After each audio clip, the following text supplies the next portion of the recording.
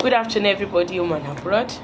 Good afternoon once again. You're welcome back to this wonderful and fantastic Speak to the Counselor program.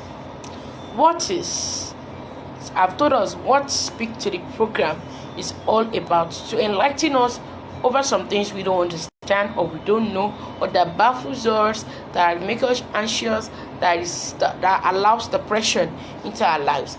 Now today we're getting into another range of counseling, which is the first range of counseling, which I call educational counseling. Educational counseling. What is educational counseling? We can also call educational counseling as academic advising or educational guidance, and this helps students to make informed decisions about their educations and plan. I said this educational counseling is also known as academic advising. If you don't call it academic advising, you call it educational guidance, and this helps students or helps an individual to make informed decisions, a good and tangible decisions, and sketch their plans to now put it together with the educational way to achieve their educational goals, their educational aim and objectives, the educational mission and vision. That is why we have educational counseling. Now we're going to a fantastic topic in which it will be a part A and part B. The first part and the second part will start today and we'll finish it next week by God's grace. Now, today we're going into a fantastic topic which I call academic motivation and academic management. Academic motivation and academic management. Now, we're going into our academic motivation, and next week we'll go into the part B. That is why I said part A and part B. Now, what is academic motivation? I said here that academic motivation refers to the internal and external factors that drive students to pursue academic goals and persistence in achieving a good academic performance.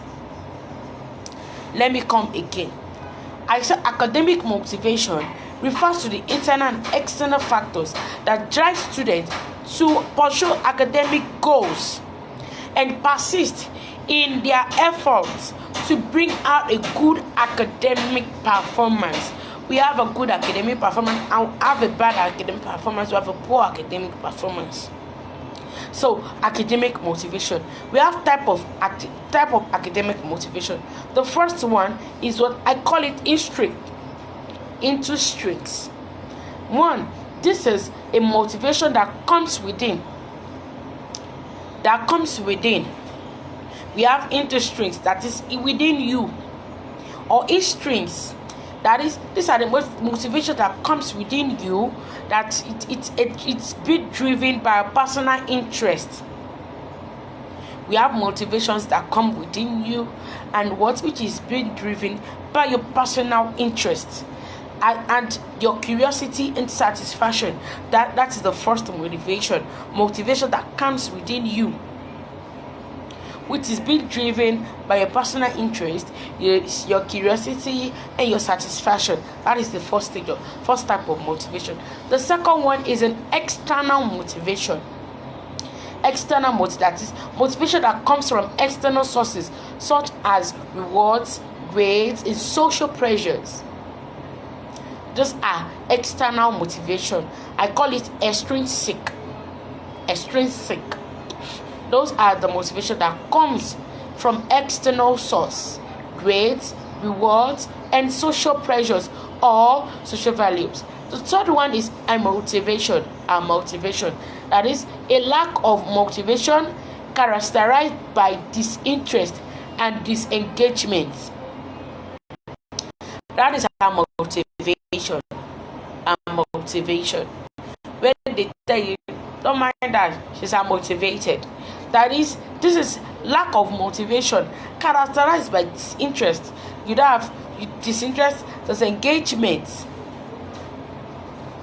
Disengagement. That is, you don't have interest in it again. You don't want to engage yourself with it again.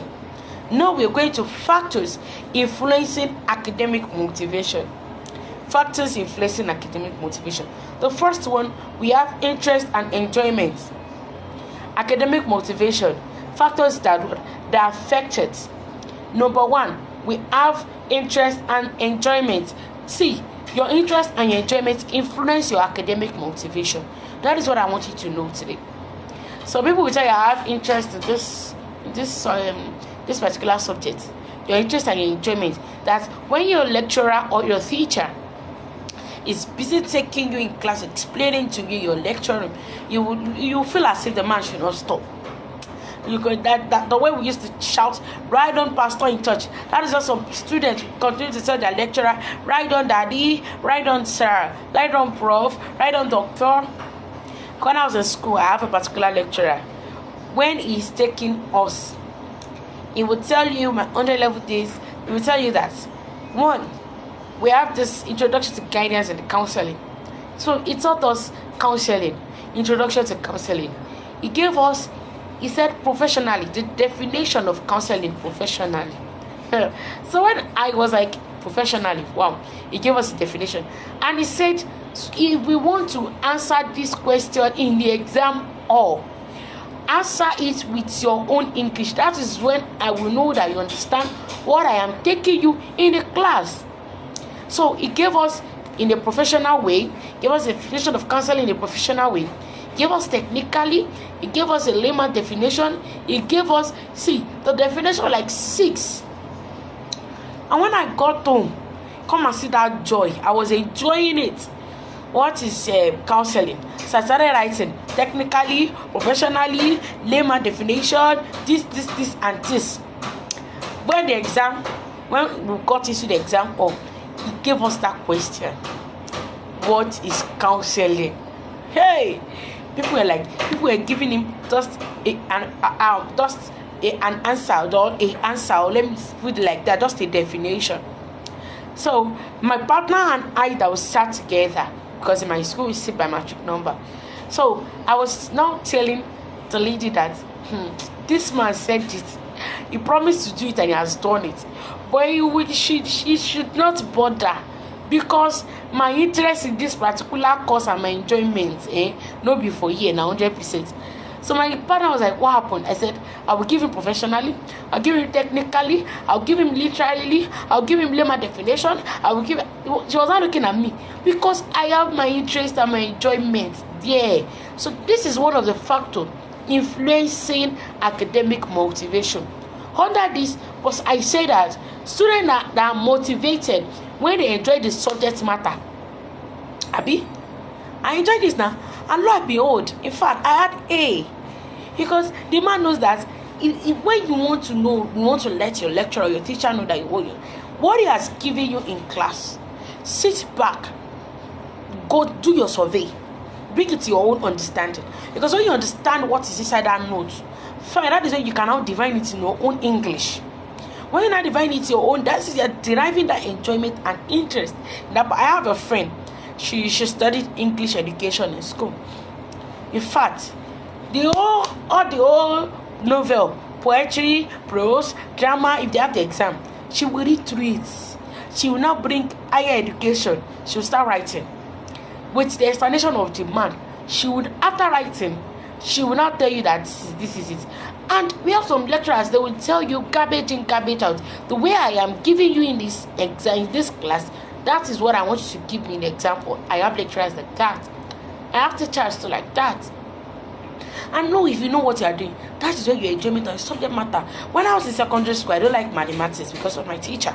That is, I don't have enjoyment and interest in that subject matter because of my mathematics teacher. So I don't like mathematics. I see mathematicians like they are crazy. So that is where I see them. And I have personal dislike. I dislike this man, dislike this. I have it for that man. So I do not like that subject matter as mathematics as a whole. The second point is self-efficiency. Under this self-efficiency, we have confidence in their ability to succeed, influencing their motivation. That is students.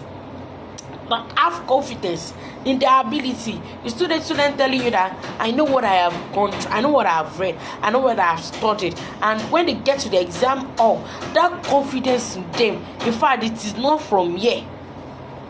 They will start writing. Their pen will not even stop writing. Even when they do comma, you will not know. When they do full stop, you know. But when they are writing, putting down things, writing what is sensible, that is self-efficiency. Or I call it self-efficacy, because you have self-confidence in you. Then you know what you want to do and what you are doing. So with this, she will start writing, or they will start writing example. Even people calling them to tell them, they will not answer them. It was later, maybe like 200 level second semester. I just have to imbibe this habit now. I need to go to exam hall on my own. I don't need to start accepting people. So I develop that self-confidence, self-efficacy. That is students' confidence in their own ability to succeed, influencing their motivation. So I was telling people that I will succeed in this career that I have chosen. I will succeed in this my particular course that I have put to this. I will succeed. And lo and behold, I bless God today with prayers and my motivation, not relaxing, when I am not relaxing. I didn't rest, so I have to work towards what I want. The third point is goals expectation. That is, clear goals and high expectation can enhance motivation. Goals expectation. When there are clear goals and high expectation, this can influence your motivation to do more, to do good, to do great. I used to tell people I don't motivate people to do bad. But when I see you doing bad, I will beg you, please, all this actual thing you're doing, it's not going to please you, because the end result is not good. So therefore, please, and please, can you change or can you stop? Because if I see you doing good, I will have to ginger you, encourage you. Another point here under here, I call it feedback and reinforcement. We have positive reinforcement and we have negative reinforcement. You see, that positive reinforcement is when a teacher is giving you a particular assignment to do, and maybe you out of 5 questions, you answer 4 questions, remaining 1. Even the 4 questions you're not sure, the teacher will try to encourage you. That is, we're going to reinforce you positively. But there are some people that the reinforcement they are going to give you is a negative reinforcement. They will not do away. Such person is a dullard. Such person is dumb. Such person is this. Such person is that. That is the negative reinforcement. That also influences academic motivation. And under this, I've said here that I said positive reinforcement can boost motivation. That is, regular feedback and positive reinforcement can boost motivation. You need to get your regular feedback and positive reinforcement. I've said it earlier. Positive reinforcement is very, very, very good. So it will motivate your academical career, your academical life. Another point is learning environment. A supportive and inclusive learning environment can foster motivation. When the serene is not a learning environment, it's bad. As I see most schools, they'll tell you the serene is a learning environment. It's good for a learning environment. Serene is cold, and when you get there, it's arrant rubbish. So when you have a conducive learning environment, learning environment must be cool and calm for people to assimilate. You cannot, it's not everybody that will be where it's lousy and you continue to read. No. That's why most people read in the midnight, because everywhere is calm. So when your brain is calm and everywhere is calm, everywhere is cool, they start jotting. I have friends. Majority of my friends, they stand up in the midnight, they read even before exams. After that, they start jotting, student jotting. Now, can't talk of exams. So people will not still read in that midnight, because that environment we are is conducive for learning. It's a conducive serene for learning. So now you must even create a conducive environment for yourself. if not for anybody. Even though they are making noise in your lecture room, in your class, when you get back home, create a conducive environment for yourself where you can learn. Then in your school, let it be a conducive environment for learning. When you feel people are at the back are shouting, move to the front and listen to what the lecturer is saying. From generation to generation, we're always having students making noise at the back. It cannot be eradicated, except you want to kill yourself or give yourself high blood pressure. So when you know you want to be highly motivated, you need to come forward, create a conducive environment for learning for yourself, and you see you achieved the best. Now, we're moving to the next stage: strategies that enhance, or strategies to enhance academic motivation. You know, I told us that it's 2 in 1. So this is the battle is coming next week. So what are the strategies to enhance academic motivation? The first one is set clear and achievable goals. Now I said it. Set a clear and achievable goals. Under this, I state that help students set specific, measurable, and attainable goals. All their goals must be achievable. When you call a particular student, even as a parent, call your child, this academic section, I don't want to see 40 in your card, in your report card, my dear. Not that you say 40 must not come your reports. No. Because at the end of the day, if mistakenly or by default, such students should have 40 in a particular subject or a particular course, there must be something wrong that particular time. So most parents, they want to chastise such child. They will bring in the negative reinforcement. No, but call such child this academic section. This is what I want you to. So this is what I want from you. When I was in school, my mom would tell me, I want you to come out with first class. When you bring first class from school, you know you are the best. There are jobs there. And luckily for me, I brought second class home. She did not chase me outside though. No, she did not. She said I should sit down. I sat down honorably. But within me, I was telling myself that I didn't meet up with what she wants. And she said, my dear, I know that you didn't meet up with first class, but with this second class, you can do something good. I was not looking at her stylishly now. You know, African mothers now. She might want to talk and come you know African mothers, as they do now, they want to chastise you. Like, I could not talk. So my dear, you see this second class you are here with, you can do something great. And she started praying. That is it. So when I tell a child to bring 80, and such child is bringing 60, my dear parents, teachers, please don't chase such child out. So therefore, you can tell the child you will do better. My mom was telling me that when you go for masters, you do better. Then I'm not like when I go for masters, he said yes. Don't you believe that in fact, you have a good job? That is it. Let them help them to set a clearable, achievable, good goals, and they will achieve it when you work in hand to them. The second one is provide choice and autonomy.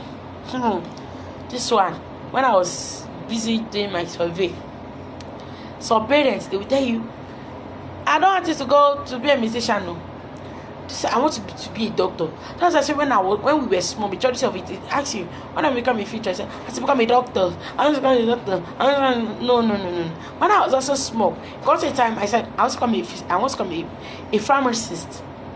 Later I said, pharmacist not going to work. So I estate management. Later, I had to change again. But when I want to go study law. Later, when my counselor called me back those days, I won't forget. She now said I should look at her. Since then, if they ask me, I say law. That's how I say I don't know. Anything I will do. And lo and behold, here I am today. And I know that my counselor might see me anytime, any day on this platform. So now I am saying it that provide choice and autonomy, and under this offer choices and allow students to take ownership Allow students to take ownership. Offer choices for them. Don't tell them that this is what I want to know. Give them choice. Okay, is it the science department you want to go? Is it the arts department? Is it the commercial department you want to go? Like those days when I was in school, those are the 3 departments we are having. Now I think they said humanities, commercial, and science. So you don't have to just pastor them that this is what you want them to do. No. Let them pick. Let them be the ownership of their academic life.